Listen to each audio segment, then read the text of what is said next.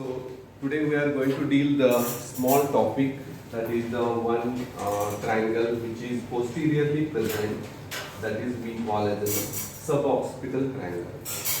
So you have to remember the triangles of neck, in that we come across in the side view of the neck. In that we have come across the anterior triangle of neck, posterior triangle of neck, and this is the one which is a neck region we are going to get, that is a suboccipital triangle. These anterior triangle and posterior triangle, you can view the anterior to the lateral view. So lateral part of the neck it is there. So this suboccipital triangle, today whatever the topic we are dealing, this is situated behind the neck region. Deeper region of the neck, back of the neck it is situated, that is we call as in a suboccipital triangle. Should not be confused with the occipital triangle, subclavian triangle of the posterior triangle. So you have to know the suboccipital triangle is a situation, it is a posterior part of the neck region. So that you have to mention the suboccipital triangle. This is situated in the suboccipital region. Means suboccipital, you have the skull. When you study the skull, we have the frontal bone, then parietal bone, then occipital bone, then we are going to have the temporal also. So where the posterior aspect of the skull, we are going to get the one bone, that is the occipital bone. So sub means below the occipital bone, then you are going to have the above the back region. So above the back, below the suboccipital region, whatever the region situated, that we have to call as a suboccipital region. And these deep muscular space, muscular triangular space deep in the back of the neck region is called as a suboccipital triangle.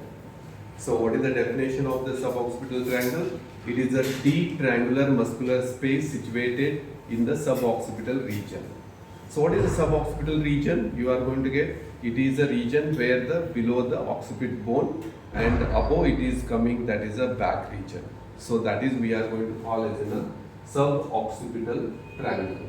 So in this we are like other triangles, you have to study the definition, then boundaries, then roof, floor and contains. Any triangle, how we have studied the anterior triangle, posterior triangle, it's we have come across the definition, then boundaries, most important, then we have the roof structures, which are the roof forming structures, then we have what are the floor forming structure, and if it is a triangle, what are the contents of it. These are the heads we have to study under this. So when you see this is a triangular space deep in the back region, so that is we call as a suboccipital triangle. I have told this is the definition. Deep triangular muscular space situated in the back of the neck region, that is called as a suboccipital region. Below that it is situated occipital bone below, so that is it is named as a suboccipital triangle. Then boundaries, when you see these boundaries are, we are going to get the, that is the one which is we call as a superior medially. So this is the one boundary superior medially, and this is superior laterally and inferiorly. So it is having the boundaries like a superior medially and superior laterally and inferior. So that the superior medially, it is bounded by the muscles known as you have to remember the rectus. This is the rectus capitis posterior major. You have to remember muscle name rectus capitis posterior major, and we have the rectus capitis posterior minor. So these are making the superior medial boundaries of the suboccipital triangle. Then going to the superior laterally, superior oblique muscle, and inferiorly, inferior oblique muscle. So you have to remember superior medial, superior lateral and inferior.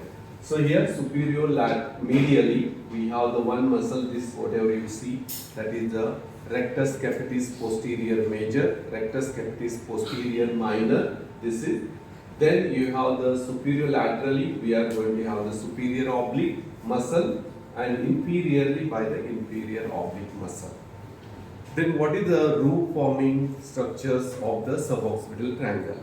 Roof is formed by the here, whatever the deeper region of the neck, we have the one, it is divides into a medial part and lateral part. So medial part of the suboccipital triangle roof is formed by the, it is by the, we have the one muscle which is there. It is a dense fibrous tissue covering. Dense fibrous tissue covers the semispinalis capitis muscle. So dense fibrous tissue covering the semispinalis capitis muscle, and we are going to get laterally, it is having the, that is we have the longissimus capitis, and sometimes splenius, occasionally we have the splenius capitis. These muscles are covering laterally, and this dense fibrous tissue covering medially, that is the semispinalis capitis. So they will form the roof for the suboccipital triangle. So medially, laterally, roof of the suboccipital triangle is formed by the dense medially dense fibrous tissue covering the semispinalis capitis, and laterally you have to remember this is a muscle which is we call as a longissimus capitis, and occasionally we have the splenius capitis covering on the lateral aspect, and that is will form the roof of the suboccipital triangle. Going to the after this, what is the floor of the triangle? When you go to the floor, you are going to get the one here deeper structures in the neck region. You are going to get the posterior arch of atlas. You know the first cervical vertebrae atlas, that is having the arch. Then that is here you can see the posterior arch of atlas and posterior atlanto-occipital membrane. So they will be forming the deeper, that is to the in the suboccipital region, and they are named as a floor of the suboccipital triangle. Posterior arch of atlas. Then we have the posterior atlanto-occipital membrane that will form the floor of the suboccipital triangle. Then lastly, we have to mention the what are the contents of the suboccipital triangle. When you see the suboccipital triangle, it contains the third part of the vertebral artery. Whatever you are going to get the vertebral artery, first, second, third, but third part which is lying back of the neck region, which will be the content, first important content of the suboccipital triangle. So here you have to remember third part of the vertebral artery. Then you are going to get the nerve dorsal divisions. We are going to get these all nerves which are shown. Instead of green, that should be considered as a yellow color. You have to mention these dorsal ramus of C1 nerve, they will be the content. So like a suboccipital nerve, then we have the one nerve which is going greater occipital. This is a greater occipital and suboccipital nerve, and they are derived from the branches from the dorsal ramus of the C1. So I have told first contain third part of the vertebral artery, then dorsal ramus of C1 nerve, those branches which are we are going to have the suboccipital nerve, and we have the greater occipital nerve. Then venous plexus, suboccipital venous plexus means artery, nerve and vein contains, so that you can remember the third content you have to mention the, that is a venous plexus, that is you are going to get the suboccipital venous plexus. So they all are the content you are going to get in the here suboccipital plexus of vein, dorsal ramus of the nerve C1, and third part of the vertebral artery. So these all are the contents of the suboccipital triangle. So this is all about the small triangle which is we are going to remember, that is the suboccipital triangle. So you have to remember about the what are the boundary and all.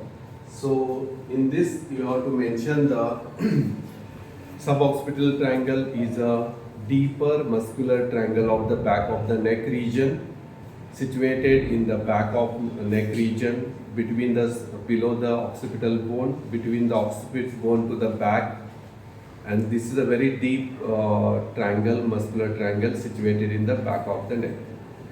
Second, you have to tell the boundaries. This is bounded by the superior medially, rectus capitis posterior major, rectus capitis posterior minor, and we have the superior laterally by the superior oblique, inferiorly by the inferior oblique muscle. So this is the boundaries of the suboccipital triangle. Going to the root, it can be divided medial part and lateral part. Medial part of the suboccipital triangle roof is formed by the, you are going to get the dense fibrous tissue covering the semispinalis capitis muscle. Then laterally, it is formed or covered by the longissimus capitis, occasionally splenius capitis. Then I have told the roof, after the roof, then what is the floor forming structure of the suboccipital triangle. Deeper part, you can get the posterior arch of atlas. Then I have told the atlanto-occipital membrane, that is then you have to tell about the most important, that is the contents of the suboccipital triangle. Third part of the vertebral artery. Then I have told the dorsal ramus of C1 nerve, those are derived, these branches derived, that is the C1 nerve or the suboccipital nerve. Then we are going to get the greater occipital nerve.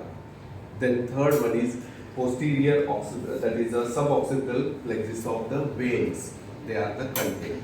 So these underheads, these all relates to the occipital, suboccipital region, and that is the back of neck, that is the one which is a suboccipital triangle. So one thing here, you have to remember atlas and axis. They are the cervical vertebrae. First vertebrae is the atlas. So you have to mention the atlas is a called name. It is a one, remember, according to the Greek goddess who is holding his whole world on the shoulder, not on the head. Why I am talking, why first cervical is called atlas? So atlas it is called because according to the Greek goddess who is carrying all the weight of the whole world on his shoulder, not on his head, on his shoulder. So that is the one you have to remember. This first cervical vertebrae bears the weight of the skull. Skull is like a world. So first weight bearing vertebrae, like all weight of the skull is beared by the first cervical vertebrae, that is called as an atlas. So why atlas it is called? Reason behind this is you have to tell why it is called, because it is a weight bearing first cervical vertebrae, like the atlas Greek goddess who is bearing his weight on his shoulder, that is. Then second is we call as an axis. So axis, why it is called, why not it is called other name? Axis is what different axis of movements of the head takes place. That is a vertical and transverse and longitudinal. You have the different axis of movements of the head are there. They are mainly on the axis vertebrae. So mainly axis vertebrae is relates, or second cervical vertebrae relates, because it is plays an important role in the different movements of the head in different axes. So that it is named as a axis vertebrae. So question may be asked in the oral or that, why first cervical vertebrae called as atlas, that you have to remember. Why second is called axis, why reverse it is not called. Second is atlas, why first is axis. So that is the reason what I have explained. Then you have to study all these in the main features of the all vertebrae and all in the whatever practical we have dealt it. So this is all about the today's my lecture.